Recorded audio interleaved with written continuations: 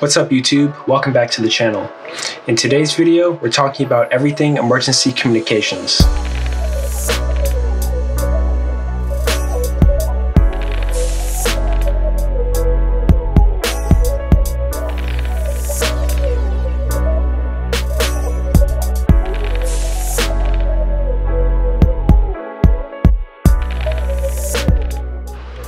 So what you see on the table are basically three devices or three radios which can aid you in an emergency communications situation. So each of these devices has their own pros and cons, but in today's video we're going to talk about which device would be best for you in an emergency situation where you need to talk to your friends and family. Say it's a natural disaster or some sort of national emergency where the traditional lines of communication are down, such as cell phone towers or the internet.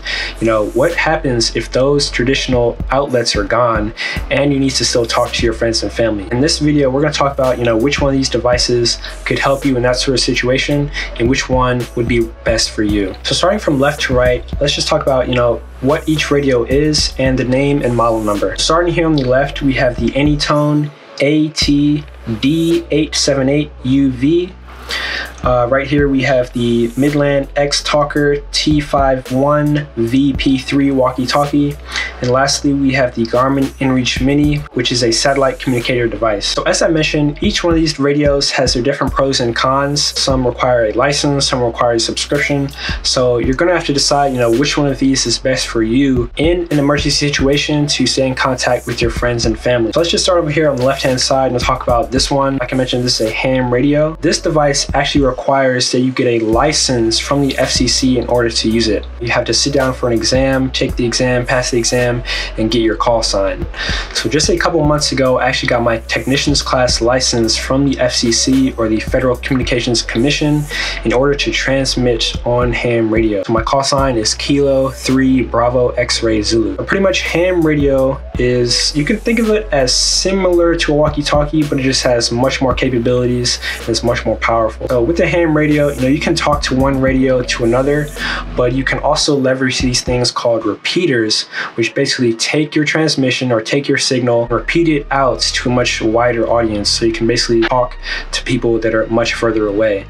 In this video, I'm not really going to get into all of the nitty-gritty of ham radio, but just know that ham radio can basically talk to anyone in the world if you have the right equipment, the right licenses, and know how to use it. Ham radio is definitely a good choice for emergency communications because it doesn't rely on any other networks in order to work. So next up, we have just the simple walkie-talkie. Like I was mentioning for the amateur radio, a walkie-talkie just talks to one radio to another. With the ham radio, you can also do the same, just with more power, but on a walkie-talkie you can't really tap into those repeaters that I was talking about with the amateur radio. So they might advertise 10, 20, or 30 mile range with these, but if there's a lot of buildings, a lot of trees, you shouldn't really expect more than 1, 2, or 3 miles of range with a walkie-talkie like this. The pros of a walkie-talkie is that they're generally a lot cheaper than both of these devices.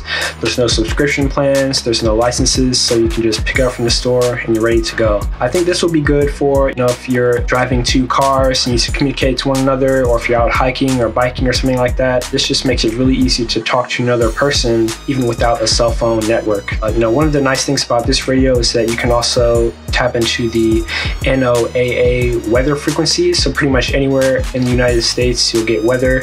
Of course, the ham radio has that same feature as well. So lastly, that brings us to the Garmin inReach Mini, which is a satellite communicator device. These two radios right here, basically use radio frequencies to talk from radio to radio or from radio to repeater, but this device uses satellites to communicate. So basically you need a direct line of sight to the sky, but you can basically send text messages to other people anywhere in the world. Anywhere that you can see a clear view of the sky, you should be able to talk to the satellites and send out text messages or get your GPS coordinates. So this device is very cool because it doesn't rely on cell towers, doesn't rely on internet or things like that, but it just requires a subscription, so there is a barrier to entry there. So that's pretty much all I have for you all today. I'm not going to get into the nitty-gritty of each device. I pretty much just wanted to compare and contrast the amateur radio with the walkie-talkie, with the satellite communicator, just so you guys have an idea of the options available to you in an emergency communication situation. So hopefully you found this video helpful. If you have any questions, leave a comment down below. Don't forget to subscribe, and I'll see you guys in the next video. Expect me like you expect Jesus to come back. Expect him coming.